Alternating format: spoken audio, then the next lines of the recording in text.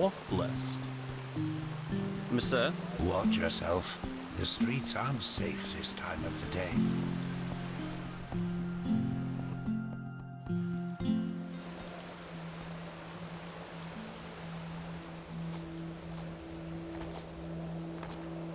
What? Well met.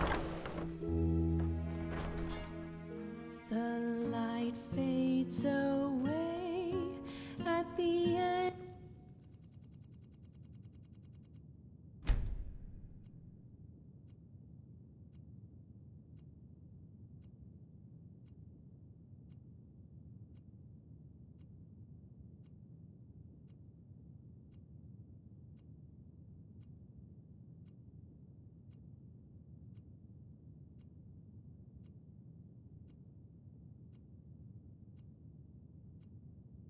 Of the day, the sun slowly sinks in its. Well met.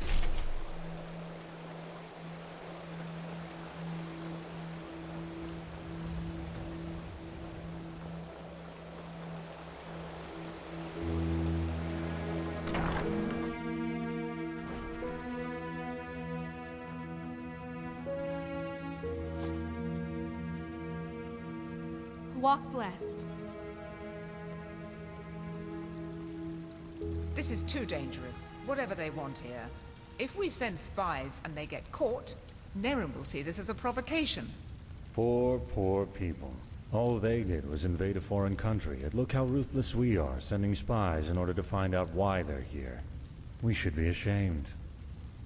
Save the sarcasm. We both know what I mean. You know my opinion, Tila. I will consider it. You come at the right time, Prophet. Commander, explain the situation. Of course, Grandmaster. Yesterday, we received word from one of our outposts in Duneville. One of the fishermen there saw warships anchoring on an island some miles from shore. And they bear the Nerimese flag. We have already sent scouts to confirm this, and it is true. The Nerimese have invaded our land. We have a suspicion. I suppose you know that the civil war in Nerim has ended 2 months ago. And who won it? The combined forces of the Northern and the Middle Realm, led by Taranor Korek of Kabait. The Southern rebels and the remnants of the Creator's Temple have been destroyed, once and for all. Now Nerim has been united under the banner of the Free People of Nerim, how they like to call themselves. And this could be the reason for these warships. Because of this Koarek. It is said that he helped Narathzul Aranthiel shortly before the Lightborn were slain. And while before that, he was an opportunist who changed his ideals as often as his underpants. It seems that his crusade with Narathzul converted him, so to speak. He has become a declared enemy of religion. He also thinks of the death of the gods as the first step of many. And now he sees it his task to rid Vin of religion once and for all. Free the world from the scourge of faith. These are his words. Though it is worth mentioning that his understanding of freeing includes mass executions and the burning down of temples. He's a fanatic, and worse, his men worship him for it. What he wants is to found a new world, and his free people of Nerim are supposed to be vanguard of it. Well, with the small but subtle difference that it was Narazul's vision to restore the human right of self-determination, and not to obliterate every kind of superstition or spirituality. It's plain stupid to believe a way of thinking can be beaten out of someone's head with just enough violence. The only thing that does is radicalize. Though a world without religion would be a better one, that's without doubt.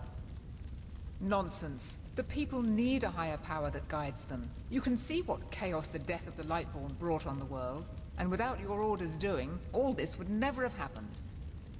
Of course. Where were we? Not much. Or... yes, there is. He's a narcissist. I was surprised to hear that the banners of his free people are ornamented with a picture of his and an inscription saying, "Praise me."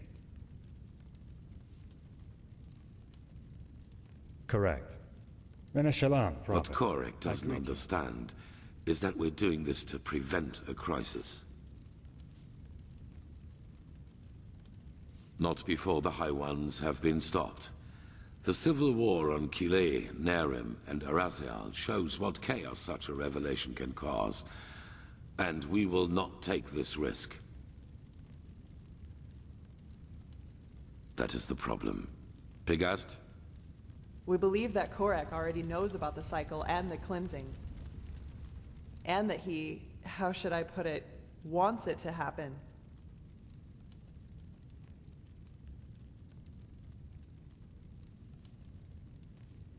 I'm afraid so. I know how strange this sounds, but in a way it makes sense. For him, Enderal as the home of the Holy Order is the epitome of ignorance and stagnation. And we suppose he even knows that we are fighting these High Ones. But in his eyes, everything a paragon of the old order tries to prevent from happening must be something good. Maybe he even sees the High Ones as prophets of his new era. Who knows? Fanatics are unpredictable. Right now, this is only an assumption, but we have to know. Yes. Do you know what a silver plate is? The ones I'm talking about are more. They are relics from Arctvent. What makes them unique is their power to transfer sound. Every plate has a counterpart, and if someone standing near one plate says something, the one standing near the other one hears it too. Our plan is to place 2 of the plates in their camp. That way we can sound them out without risk. You, Firespark, and the mercenary, Dalvarek. However, you cannot travel to the island by ship. That would be too conspicuous. We found out that the Pyreans had some kind of underground transporting system. Undertrains, that's what they called them. These trains connected the most important regions of the realm with each other, and thus probably also the temple on the island where Korek's ships set anchor. If we can manage to find one of these trains, we could use them to get right to his camp. And, as it happens, we have information about a Pyrean temple in the Crystal Forest. One that is still intact enough for us to find a way into one of these trains. The Living Temple. That's how you call it, yes. But enough of the chit-chat. First of all, we need to find the gem that is used to open the gate of the temple. And I have a guess where we could find it. A village called Fogville, not far from the Whisperwood. As soon as possible. Joseph the mercenary has already traveled to Fogville, and you should do the same. I will meet you there. So we are talking about accomplished facts, or what? It is the only way. I'm sorry, Natara. Prophet, I'm counting on you. Find out why Korek is here.